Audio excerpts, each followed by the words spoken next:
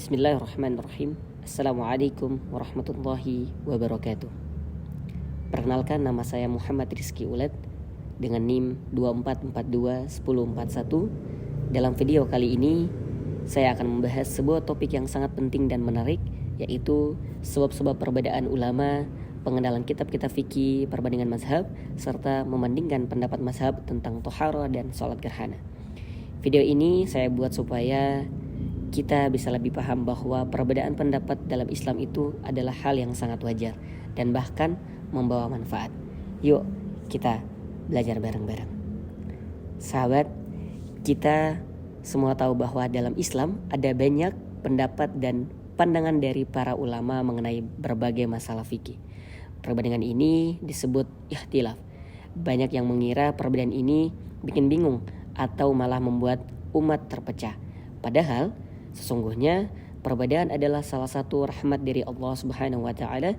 Allah Subhanahu wa taala menciptakan manusia dengan berbagai perbedaan agar kita saling melengkapi, bukan saling bertentangan.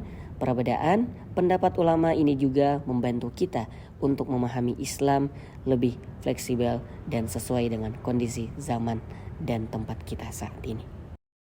Mulai dari yang pertama, sebab-sebab perbedaan pendapat ulama.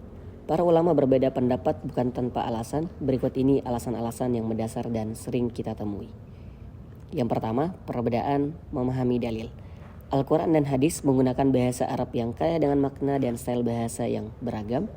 Kadang ayat memiliki beberapa kemungkinan makna, atau hadis memiliki beberapa redaksi yang berbeda. Ulama kadang memfokuskan penafsiran atau satu makna berbeda dengan yang lain karena melihat konteks yang berbeda pula. Contohnya, kata la masa dalam Al-Maidah ayat 6 bisa dimaknai lebih longgar atau lebih ketat karena alasan perbedaan sudut pandang. Dan yang kedua, perbedaan dalam menilai hadis. Membedakan hadis sahih, hasan dan dhaif itu ilmu mandiri yang memerlukan ketelitian tinggi. Ulama yang berbeda punya pendekatan kritik, sanad dan matan hadis yang berbeda. Sehingga sebagian ulama mungkin menggunakan hadis yang dianggap sahih. Misalnya, bagaimana beberapa ulama menerima hadis tertentu untuk berdalil dalam hukum sholat, sunnah, sedangkan yang lain mengabaikan. Dan yang ketiga, metode ijtihad yang beraneka ragam. Ijtihad itu seperti alat untuk mencari hukum. Ada ulama yang memakai metode qiyas atau analogi untuk memperluas hukum dari dalil yang sudah ada. Ada yang lebih suka istihsan atau bisa disebutkan juga memilih hukum berdasarkan kemaslahatan umum.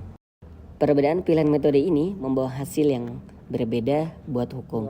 Contohnya, mazhab Hanafi sangat dikenal memakai qiyas secara luas, sedangkan mazhab Syafi'i lebih ketat dalam menyesuaikan dalil literal. Dan yang keempat, perbedaan sosial dan budaya. Ulama hidup di berbagai lokasi dan zaman yang berbeda. Kondisi masyarakat, budaya, atau kebiasaan lokal juga mempengaruhi pandangan hukum. Misalnya, kebiasaan berwudu di daerah beriklim dingin yang berbeda dengan daerah panas. Bisa jadi membuat ada perbedaan dalam aturan cara berwudu atau masalah tohara lainnya. Dan yang kelima, perbedaan dalam menyeleksi dalil. Beberapa ulama lebih ketat memilih dalil yang bisa digunakan, sementara yang lain lebih fleksibel. Ada pula yang mau menerapkan dalil itu dalam konteks spesifik. Selanjutnya, kita masuk di kitab-kitab fikih perbandingan mazhab.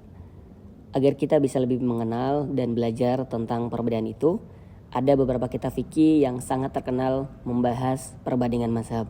Yang pertama, Al-Minhaj fi Fiqh al-Imam al-Syafi'i. Kitab ini karya Imam Nawawi yang membahas secara lengkap hukum fikih mazhab Syafi'i. Di dalamnya juga terkadang disebutkan bagaimana perbedaan pendapat dengan mazhab lain. Kitab ini sangat penting untuk memahami detail fikih Imam Syafi'i. Dan yang kedua, Al-Mughni oleh Ibnu Qudamah. Ini adalah kitab unggulan bagi mazhab Hambali. Ibnu Qudamah dalam karyanya membandingkan secara mendalam pendapat Hambali dengan mazhab lain seperti Syafi'i, Maliki, dan Hanafi. Kitab ini jadi rujukan penting dalam studi perbandingan mazhab karena kedalamannya.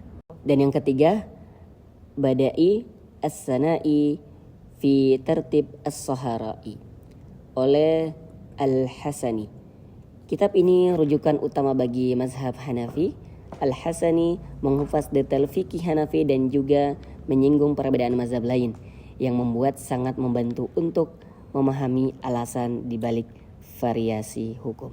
Selain itu, ada juga kitab-kitab modern, karya-karya yang membahas perbandingan mazhab secara tematik yang sekarang banyak dipakai di perguruan tinggi. Selanjutnya, perbandingan mazhab tentang tohara dan sholat gerhana. Tohara, makna kata lamasa dalam surah Al-Maidah ayat 6. Ayat 6 surah Al-Maidah menyebutkan bahwa salah satu hal yang membatalkan wudu adalah bersentuhan dengan perempuan. Kata lamasa al-nisa. Pendapat para ulama berbeda dalam menafsirkan kata lamasa ini. Mazhab Hanafi menganggap bahwa lamasa adalah kontak kulit yang terjadi dengan niat tertentu yang menyebabkan najis melekat atau sentuhan yang bersifat seksual. Jadi, kalau hanya sentuhan biasa tanpa ada hal-hal tersebut, wudu tidak batal. Ini membuat hukum mereka lebih ringan dalam konteks sosial. Yang kedua, mazhab Imam Syafi'i. Syafi'i berkata kalau kontak kulit langsung dengan lawan jenis tanpa penghalang sudah membatalkan wudu, tanpa perlu memandang niat atau hal lain. Pendekatan ini lebih ketat untuk menjaga kesucian dan menghindari fitnah. Selanjutnya, mazhab Maliki. Menurut mazhab Maliki, selain kontak kulit, mereka menganggap hal yang membatalkan wudu juga kontak yang mengeluarkan sesuatu seperti air mani atau kotoran. Kalau hanya sekedar sentuhan tanpa dampak itu, wudu mungkin tidak batal. Perbedaan ini penting untuk dipahami agar kita bisa paham bagaimana menerapkan aturan wudu dalam kehidupan sehari-hari secara tepat. Selanjutnya, sholat gerhana, jumlah rakaat dan cara ruku. Sholat gerhana selama 4 rakaat dibagi menjadi 2 kali salam, jadi 2 rakaat salam 1, lalu 2 rakaat salam 2. Pada setiap 2 rakaat cukup 1 kali ruku yang lama dan khusyuk. Hal ini membuat sholatnya agak lebih singkat tapi tetap khusyuk. Itu pandangan mazhab Hanafi dan Maliki. Dan mazhab Syafi'i dan Hambali, sholat juga 4 rakaat dan dibagi 2 salam. Namun mereka melakukan ruku setiap rakaat seperti ruku dalam sholat seperti biasa. Jadi total ruku lebih banyak dan sholat gerhana jadi terasa lebih panjang. Perbedaan ini bukan soal benar atau salah, tapi pilihan berdasarkan dalil dan kebiasaan para sahabat dan ulama terdahulu. Nah teman-teman, dari penjelasan tadi kita bisa ambil pelajaran penting bahwa perbedaan pendapat para ulama bukanlah masalah yang harus diperdebatkan secara keras, tapi justru anugerah dan rahmat Allah Subhanahu wa taala. Perbedaan ini menjadikan kekayaan hazanah Islam yang membuat Islam mudah menyesuaikan diri dengan kondisi zaman dan tempat yang berbeda. Dengan memahami ini, kita bisa lebih menghargai dan memilih pendapat yang paling sesuai dengan prinsip syariah dan kondisi pribadi kita tanpa merasa salah atau terpecah. Terima kasih sudah menonton video saya. Semoga bermanfaat dan bisa membawa wawasan ke teman-teman semua dan saya juga. Sekian. Wassalamualaikum warahmatullahi wabarakatuh.